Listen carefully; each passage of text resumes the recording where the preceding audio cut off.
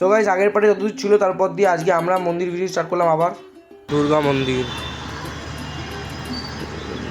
তো গাইস ভেতরে আস্তে আস্তে প্রবেশ করলাম, তারপরে এই হলো মানে পরের নামটা মানে মন্দিরে তোমরা একটু পড়ে কমেন্টে বলে দাও কী ছিল। আর এখানে ছিল চাট, এই চাটের মানে বাবা কী বলছে শোনো তারপরে বলছি আমি। পার ডে কত টাকা সেল হচ্ছে বল? এই 25 টাকা দুটো সিঙ্গারা, চলে দিয়ে 25 টাকা, একটা 8 টাকা, পার ডে 1,00,000 টাকা বেশি সেল। মানে আমি ভাবছিলাম পড়াশোনা করে হবে কি এইসব চাট ফাটে দোকান খুলে নিয়ে একটা পার ডে 1-2 লাখ টাকা সেল করবো, মাসে 30 লাখ টাকা, ও বড়লোক হয়ে যাবো। তারপর গাইস নেক্সট মন্দিরের দিকে আস্তে আস্তে এগোলাম, নিজেকে একটু দেখাচ্ছিলাম আর কি, এদিক ওদিক ঘুরে নিলাম, কত লোকজন সবাইকে দেখে নিলাম। তারপর গাইজ আস্তে আস্তে ভেতরে প্রবেশ করলাম এখানেও।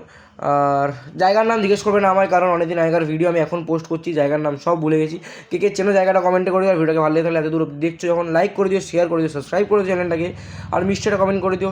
নেক্সট মন্দিরের দিকে আমরা গেলাম আস্তে আস্তে, আর এটা কোথায় ছিল সেটাও আমার মনে নেই আপাতত। তারপরে আমরা এসে দেখো সর্বেদ মন্দির। আজকের ভিডিওটা এন্ড করছি আমরা মোমো খাওয়া নিয়ে। চলো bye bye, tata, good night, পরে ভিডিও দেখা হচ্ছে।